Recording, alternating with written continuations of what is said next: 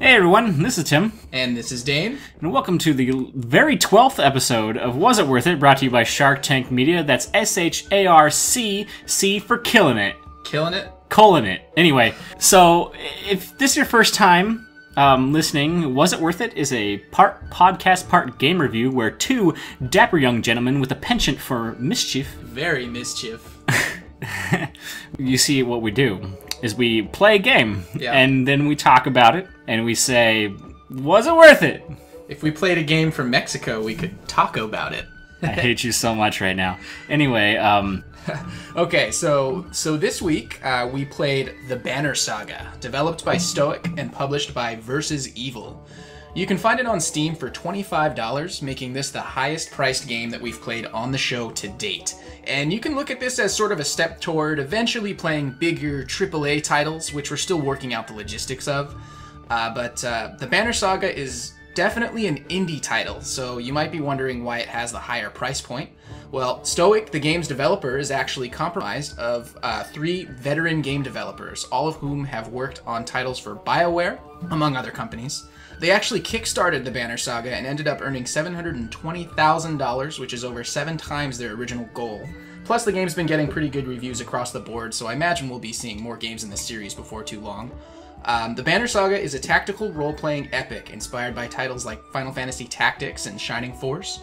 The game is set in a world kind of reminiscent of Westeros from Game of Thrones, although the major difference here is that this world is inhabited not only by humans and White Walker-like creatures called the Dredge, but also by viking-like giants called Varl. And all the Norse mythology references you'd expect to come with Vikings are here as well. This game is chock full of story-changing dialogue options, an enormous, almost daunting world map, and chess-like battle sequences that require a great deal of strategy to triumph in. So, one of the changes that we're going to do from the show from now on is, one thing we're going to do, we're going to be really upfront about our biases about a specific genre of a game or anything like that. So, we're going to tell you straight up front what we think about that genre and how it has kind of shaped the way we see the game. And then we're also going to give you our verdict about whether or not it's worth it. We're going to summarize our experience with the game and give you our verdict right up front. That way you can see what we ultimately think, and then that way we can go, we can kind of spend as much time as we want talking to the, getting in the details and the nitty-gritty, and you can, and that way if all you came is for our verdict, then you don't have to, you don't have to sit through it. Exactly. This method will be a lot more convenient for those of you who don't have time to sit through the entire episode and you just want to know the game's worthiness and maybe a few quick details about it. And like Tim said, anyone who wants to hear us blab onward for another 20 minutes can totally stick around to do so. So it's a win-win for everybody. Right. Okay, so coming into this game, I knew a couple things about it. I knew that it was a tactical combat game, and I knew that it was a decision-driven RPG. That is, you were given a series of choices throughout the game, and all of them have, there are serious consequences based on the choices that you make. Mm-hmm. So first off, I love tactical combat games. I have since I was a kid. I can't even begin to tell you how many I've played. The Shining Force series was one of my favorites as a kid. Of course, I played Final Fantasy Tactics. I think I've played Final Fantasy Tactics Advance more. Sure. Also on the Game Boy Advance were Advance Wars and games like that. I've actually played a number of free Flash-based tactical combat games throughout the years, and as well as some newer games like Fallen Enchantress. But anyway, I love tactical combat games, so just coming into this, there's a pretty good chance that I was going to enjoy the combat, just because, my whole life I've loved tactical combat games. And also story-driven or decision-driven story, like Mass Effect or Dragon Age. Yeah, games like Mass Effect or Dragon Age. In fact, when I first started playing this game, it was really reminiscent of Dragon Age, but then it was, after I played it a little more, that I realized it was a lot more similar to A Song of Ice and Fire, the Game of Thrones world. Sure. So, to summarize my experience with the game, at first I was kind of skeptical. I mean, I don't know about the art style at first, and it seemed like some of the choices were more superficial and didn't really have meaning at first. I really liked the combat. The combat system's really unique. But as the game developed, I realized that there are very serious consequences to a lot of the choices that you make later in the game. There was a really compelling story and a lot of interesting characters. There's a lot of minor things that kind of bugged me, and one fairly serious design flaw, in my opinion, that I'll get to later. But having said that, the whole package was I can tell you for sure, I haven't finished the game yet, but I'm going to. 100% sure I'm going to finish this game because I've loved it. So this game is definitely worth the $25. Yeah, you know, and in my case, besides glancing over the Banner Saga on Steam, I didn't really know anything about it. Like, I mean, I took a quick glance at it and just kind of passed through, didn't really stay and watch the trailer or anything like that. Until the recent Candy Crush controversy hit the gaming news sites, which I don't know if you've heard, but you know, King, the company that does Candy Crush, was like trying to prevent the Banner Saga from. Well, first they tried to trademark the word candy, and then they tried to trademark the word saga. So they wanted the Banner Saga to change their name because they wanted saga to be specific to Candy Crush Saga, which is absolutely ridiculous. Yeah, to say the least. Yeah, so when I saw that controversy, I thought to myself, you know what, I kind of want to take a closer look at Banner Saga. I'm just more interested in it now that I've seen this BS, you know, on the news, the gaming news. And so I took a closer look at it, and, you know, I saw the gorgeous art style, at least from the trailer, from what I could tell, just like the colors and the shading, and then occasionally you'll see portraits of the characters, and it's got this sort of old school Disney look. I think you mentioned it was kind of like Sleeping Beauty. Yeah, it was specifically, I saw explicitly them mention that Sleeping Beauty, the original, was the inspiration. Yeah. Gotcha. Yeah, that makes sense. And I really love seeing like really nice art, especially when it comes to colors and shading and that sort of thing. And of course I saw the tactical combat, and you know, that really intrigued me because, you know, like you, I'm a huge fan of the tactical role-playing genre. For me personally, it's been a long time since I last sunk my teeth into one, which was another, you know, factor in me wanting to play this game. Sure. You know, now that I've played to partway through chapter 3, you know, it's not as far as I could have gotten, and it's definitely not as far as you got, but I think I have a pretty good idea of what the game has to offer. The combat system is simple enough to jump right into, but still really complex in its design, requiring a lot of strategy to make it through some of the harder fights. The art, you know, like I mentioned, it's beautiful and it's fluid. Now, the music, I think, leaves a lot to be desired. There are many long sections of the game with little to no music that stands out, save a few good tracks, and music is another really important thing to me when it comes to games. Right. But the story's really enjoyable. I mean, what's not to like about Game of Thrones with Vikings? There's some good dialogue here. I love the banter and the dynamic between the different Varl, and also the dynamic between the Varl and the humans. Sure. You know, it's really good stuff. The only thing I didn't get a feel for was the overall length of the game, as I just didn't have enough time to play it to the end. But what I will say is that even just the 3 chapters in, it's obvious to me that the game would be worth playing multiple times just to experience all of the different dialogue options and their consequences. You know, the game's not perfect by any means, but it's definitely going in the right direction, and any issues with it currently will probably be improved on with the game's inevitable sequels. I've got to say, for me, the Banner Saga is definitely worth it, even at $25. Yeah, it's actually, I don't know if you mentioned this before, but it's actually based off of it's not the first in the game, and it's not the first in the world. The Banner Saga Factions was a game that came out last year, and was just a multiplayer tactical combat game. Oh. Yeah. Well, that's pretty cool. Yeah. So kind of like a prelude or something. Exactly, yeah. So, to get right into it then, I think my favorite, but also least favorite part of the game, if that makes sense, was the combat. Really? Yeah, so I loved the combat. It was tactical, which I love, and completely unique. Like you said, simple enough that you can just get right into it, but then they added a lot of complex statistics and the armor system and how your attack strength and your HP are one and the same. It really created these unique scenarios that you put in where you really have to think. It's not just, okay, what position do I need to get this guy? And it's, who should I attack? Should I attack their armor? You know, it's kind of like, it's so intense, like... Oh yeah, and not just that, not just the simple makeup of which stats do what, but also the fact that the various characters that make their way in and out of your party throughout the game all have unique classes, which determine the type of weapon they use and the type of passive and active special abilities they have. And you do end up with a mix of different combat styles in your party at any given time, which makes for even better strategizing. Right, and similar to, like, Shining Force, for example, all of the characters have their own experience pool, essentially, but it's not experience points per se, they just get points for kills, essentially, and then you have a separate currency that you spend to promote your guys when they get enough kills to promote.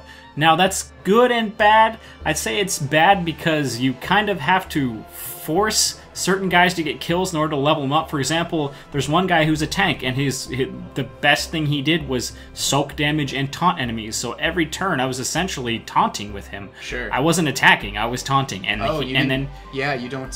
He doesn't level up. And then there's this other guy who has a incredibly, if you set it up right, he has an amazing ability where it's called Mark Prey, Rook's ability, yes. and it does armor damage to the target, and then everyone who's within range and that can attack in your party will attack him. Which is wonderful if you have archers. It's exactly, and it's insane the combos you can set up with that, but the kill always goes to Rook. Oh. So I'm using Rook simply to mark prey, but he's the only one that's leveling up, which essentially is doing nothing for me because all I'm using him for is marking prey. Right. You know what I mean? So there's kind of weird dynamics like that don't bode well. And then the combo that just makes it such a killer is how the turns work. So in most tactical combat games, each character has some hidden or visible speed or initiative, something like that, right? Where everyone goes in order of highest speed to lowest speed. You know what I mean? But in this game, turns trade back and forth. But each turn, only one of your characters gets to go, based on a team's internal initiative stat. So if I went first, my highest initiative guy would go, and then the enemy goes, his highest initiative guy goes. And then it's my turn again, and the next in the initiative ranking goes. And it goes like that, but the problem with that is there's situations where I have 6 characters and the enemy has 2. That means each of his characters get 3 moves for every one of mine. Yeah. And there's situations where no matter what, if the 2 guys left on the enemy team are focusing on one of your guys, he's going to die. There's no way to save him. Sure. And dying can have serious consequences in the future. Now, they kind of mitigate that because if there's only one guy left on either side of the team, it goes back to the way that I was talking about. Well, if there's one guy left on the other team, it does something called pillage, right? Or on your team. Oh, okay.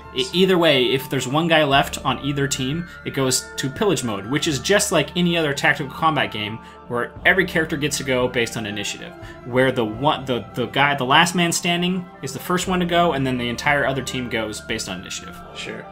So it's just that's what I was talking about when I said there was a major design flaw, because it can really screw you because you get injured, that character gets injured, and you have to rest to recover these injuries, and resting uses supplies, and in some cases, well, I'm not going to spoil it, but there are serious consequences to resting, to taking time, because every time you rest, a day goes by, you seriously are on a timer in some situations. Yeah, well, speaking of having supplies and resting, taking your time away and that sort of thing, that's a good seg to talk about how, or to make somewhat of a weird comparison that you might not have expected from this game, but that whole system with supplies and with traveling and with having your whole caravan actually makes me think of Oregon Trail a little bit. Oh yeah, absolutely. I definitely felt that. And I don't know if that's actually what they were going for, but that's totally what that reminds me of. You'll even have little sequences when you're halfway between one point and another where it'll stop and give you a dialogue choice. It'll describe a situation through text and say, oh, so-and-so is doing this, or these 2 people got in a fight, what do you do?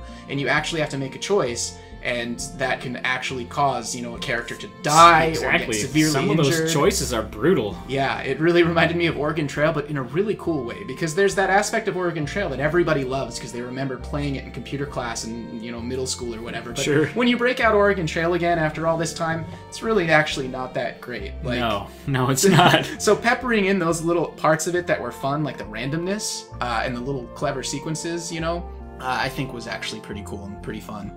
Yeah, my only complaint was that there's situations where, I get the theme, the theme is about traveling, and there's lots of sequences where it shows your group traveling.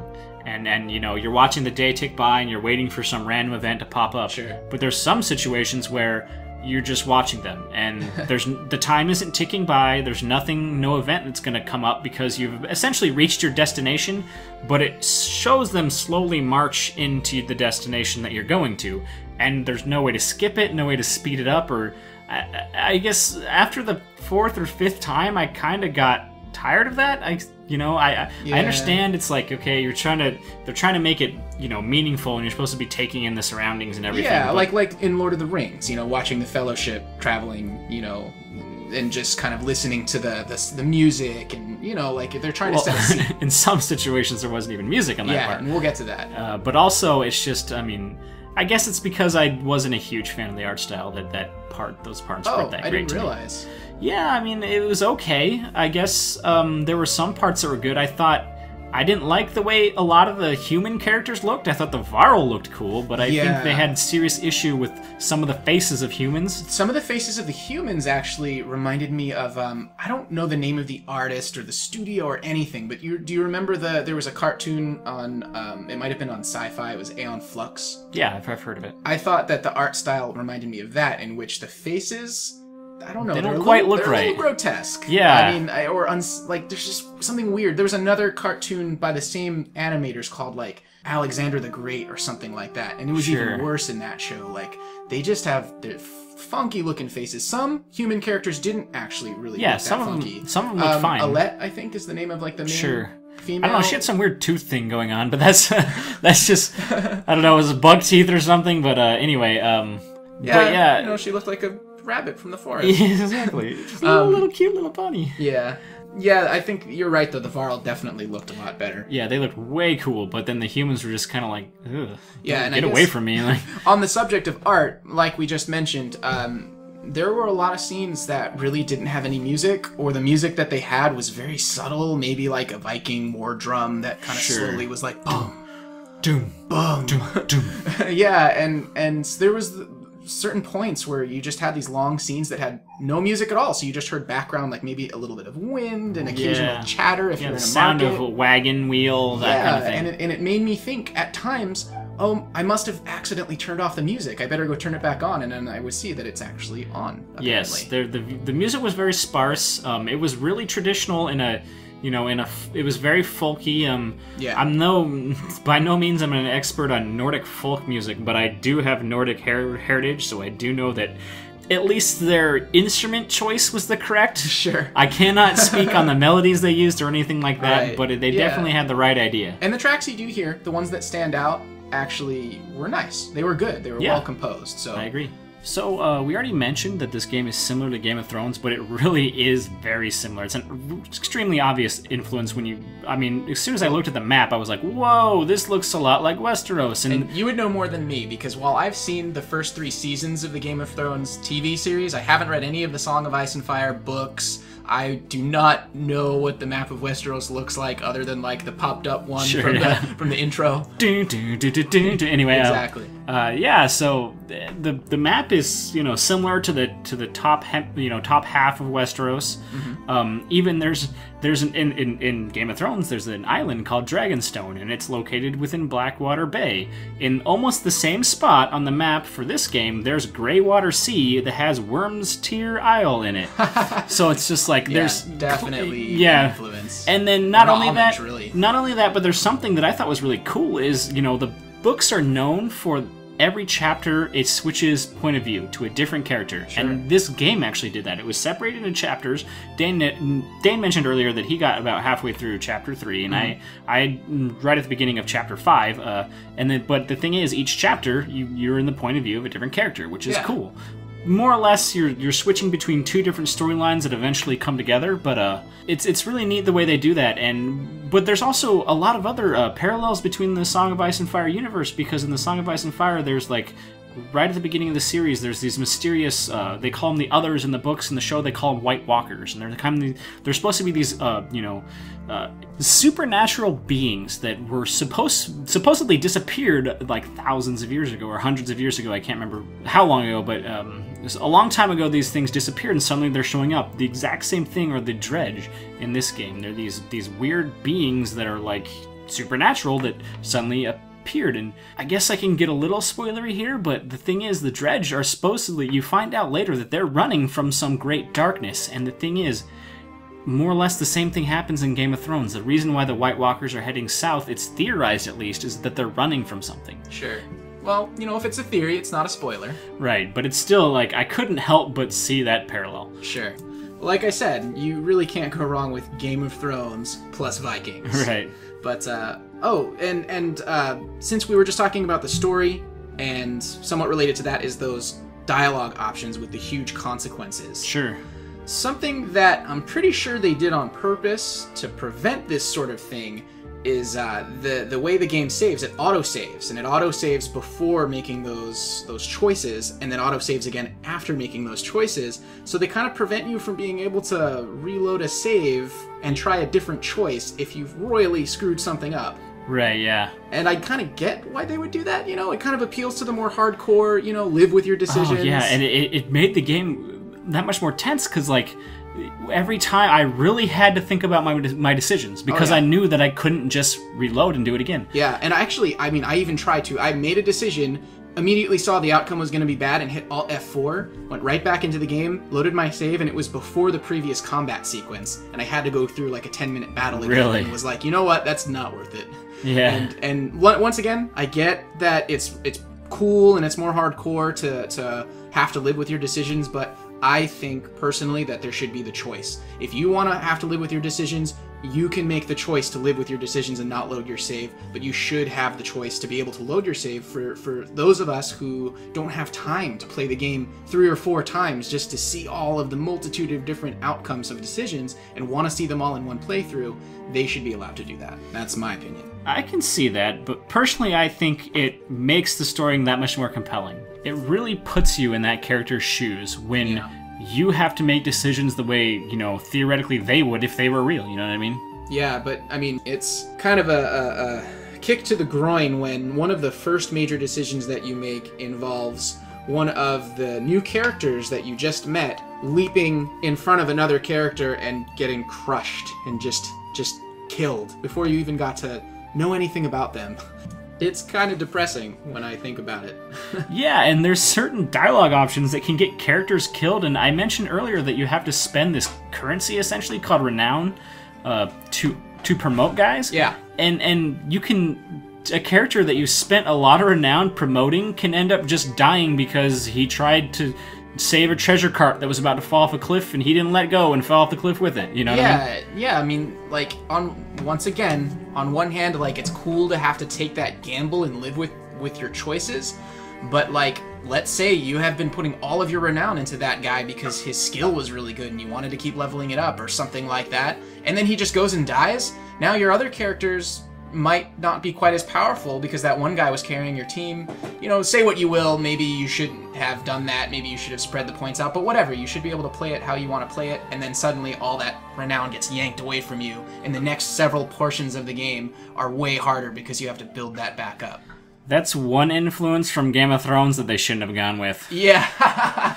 Yeah, you're always getting friggin' George R.R. Martin all over the place. Oh, I like that guy, man. Yeah, exactly. Everybody likes him!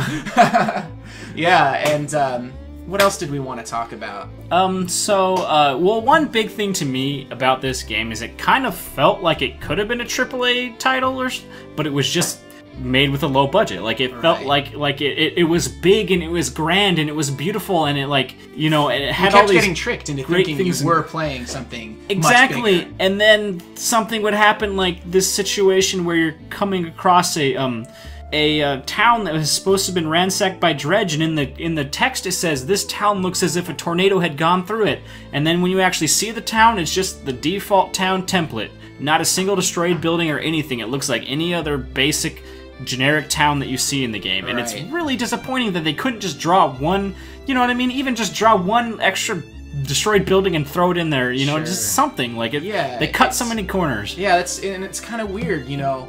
I mentioned that the developers, the 3 developers, were ex-BioWare employees. I don't think they worked on Mass Effect, but it's kind of a good parallel to make, because Mass Effect 3, which must have been made with millions, tens if not, you know, just tens of millions of dollars went into that game, and there were some serious cut corners, like revealing a major character's face that they had been building up to with the freaking stock photo that was photoshopped. Like, stuff like that is just weird to me. Like, yeah. You know, you mentioned the scenes. Speaking of Mass Effect, you mentioned the scenes where you're rolling into towns in this game, and how it's just a pointless waste of time watching the characters slowly move in. Exactly. Yeah, it's kind of like the elevator scenes in Mass Effect. Yeah, in the first one anyway. They got rid of that the later games, but yeah, but it's it's like pointless waiting. It's like it's almost like trying to hide a loading screen. Yeah, exactly. Yeah, but I mean that's a minor gripe. Right, and when I did my summary, I mentioned that there's a lot of small things that bothered me, and only one major thing. So these are just some of those small things that bothered me, but as a whole, they didn't really detract from the experience, you know what I mean? Because that's what this game was. It was a very immersive experience. Definitely. I would agree with you there, and you know, I think that's a good place to wrap that one up. Yeah, I agree. So, next week, we will play... Nidhogg. Nidhogg? I think that's how to pronounce it. Yeah, maybe it's Nidhogg? Nidhogg. Yeah, I don't know. It's really a unique looking game. It's like in a very classic retro style, but in a retro kind of like a DOS. Yeah, or like Atari is what it reminded me of. Even. Yeah, actually, yeah, the with the blocky. Yeah, like humanoid beyond sprite. Exactly, like not even sprites yet. Like they hadn't even developed into sprites. They're just pixel art. Well, that makes it sound crappy. That makes it sound crappy, but it's not. It's definitely right. Maybe because of like the colorful backgrounds. Yeah. And yeah, I mean, it's not like Atari, because Atari was just like this crappy-looking blocky dude on a black background or whatever. Right. But it's not like it has the limited capability of Atari. Right. It just is reminiscent of that art style. But the thing that really stood out to me about that one is like the sword fighting combat. It kind of looks like fencing. It almost reminds me of like the little sword fighting sequences in the original Prince of Persia, where you could parry, and you know, it was 2D side scrolling, and it looks really cool. I love that you can just throw your sword. You can chuck your sword at the enemy, and if that doesn't take him out, well, you don't have a sword anymore. But then you could like run and then jump up and do like a flip and kick them in the face. Like it's like martial arts plus sword fighting. It looks really cool. I'm excited to play it. Yeah, I was just gonna say I'm really excited because we've been doing so many like point-and-click adventures and just slower-paced games lately that I've been waiting to dig my teeth into an action game. Yeah, just something where you can just like melt everything's face, you know. Exactly. And there's a little bit of multiplayer in this game too, and we were thinking we're gonna give that a shot and then kind of review it a little bit. And, yeah, you know, I'd love to do that. Toss that into our decision on whether or not it's worth it. Toss it into our wee-wee. Oh God. Wee-wee is W-I-W-I. Was it worth it? Get it? Ha! See you later.